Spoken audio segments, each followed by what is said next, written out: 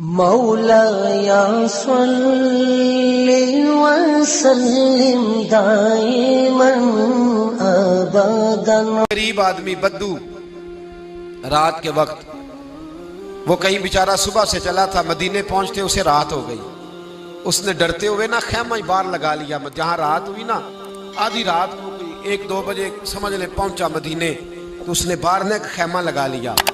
बीवी उसकी उम्मीद से थी, बच्चे की विलादत का वक्त करीब आ गया, बीमार हो गई, उसने खैमा लगाया। बीवी अंदर है, हजरत उमर फारूक गश्त पे थे रात को, साथ एक गुलाम था।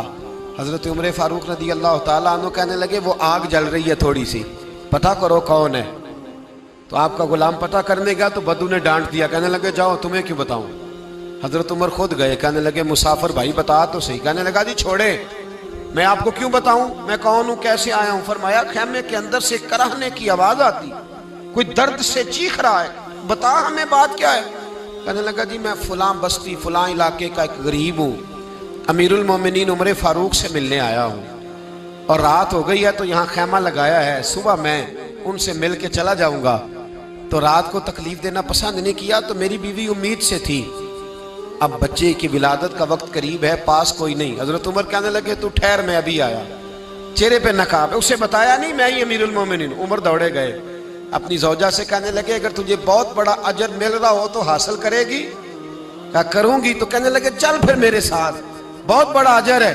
एक दोस्त के यहाँ विलादत का वक्त है, जरूरत की चीजें साथ ले लो। उस औरत ने थोड़े दाने ले लिए, घी ले लिया। हजरत उमर से कहने लगी लकड़ियां इकट्ठी कर ले। अमीरुल मोमिनीन, काउंसलर की बात नहीं बता रहा आपको, मैं आपको एमपीए की बात नहीं बता रहा, एमएनए की बात नहीं बता रहा, जो 10 गांव को मिला के चेयरमैन बना उसकी बात नहीं बता रहा, उसकी बात बता रहा हूं जो 22 लाख मुरब्बा मील का हुक्मरान है। उसकी बात बता रहा हूं जो गली से गुजरे तो शैतान रास्ता ही बदल जाता है। उसकी बात बता रहा हूं जिसके बारे में मेरे मुस्तफा करीम सल्लल्लाहु ताला अलैहि वसल्लम ने फरमाया मेरा उमर तो वो है कि 950 साल हजरत जिब्रील भी इसकी शान बयान करें तो अजमत खत्म नहीं होती। इतना बड़ा शख्स। हजरत उमर ने लकड़ियां इकट्ठी की, ईंटों का रोड़े लेके चूल्हा बनाया, पहुंच गए। आपकी जौजा कहने लगी ये थोड़े दाने डालने, घी डालने और एक लकड़ी लेके इसको हिलाएं, तैयार करें। खुद जौजा अंदर चली गई, हजरत उमर बाहर पकाने लगे। वो बद्दू कहता है मैं इस तरह का उनके साथ बिहेव करने लगा जैसे को किसी चौकीदार के साथ नहीं करता। मैंने समझा ये उमर ने चौकीदार रखे आने जाने वाले मेहमानों का। मैं कभी पानी का प्याला मांगता, कभी कोई बात, उमर दौड़े जाते, कभी पानी लाते। ओ मुसलमानों, ओ मेरे रसूल के गुलाम अजीजो, हजरत उमर फारूक। वो गुलाम कहता है मैं उमर से कहता, मैं कहता गुलाम पानी ला, तो उमर दौड़ के पानी लाते। मैं कहता तुझे घी पकाना भी आता है, पहले भी कभी पकाया है? तो उमर फरमाते कोशिश तो कर रहा हूं। मैं कहता पहले भी कभी तेरी बीवी ने ये काम किया है? तो हजरत उमर कहने लगे मुझे याद नहीं, पूछ के बताऊंगा। कहते हैं क्या रंग था, क्या अंदाज था, क्या मुस्तफा की तरबियत थी, क्या अंदाज हुजूर ने सिखाए गुलामों को। ये किस तरह का अमीर है कि ये हंडिया पका रहा है, फूंके मार रहा है एक गरीब के लिए, देहाती के लिए जिसे जानते भी नहीं।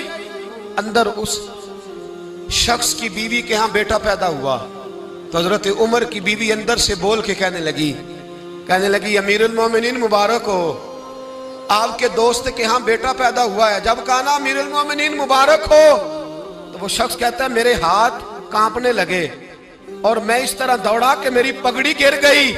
मैं दौड़ा तो उमर ने बुलाया, कहा किधर जाते हो?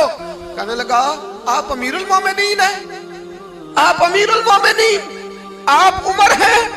कैसर और किसरा जिसके नाम से कांपे आप वो हैं, जिसे मुस्तफा ने दुआ मांग के अल्लाह से मांगा वो वाले उमर हैं आप, जिसके लिए अलीउल मुर्तजा फरमाते हैं मैं रोज दुआ करता हूं वो वाले उमर हैं, जिसके बारे में अबू बकर सिद्दीक ने फरमाया था कि मैं अल्लाह से कहूंगा मौला जो तेरे महबूब की उम्मत के हक में सबसे बेहतर था मैं उसे खलीफा बना के, वो वाले उमर हैं।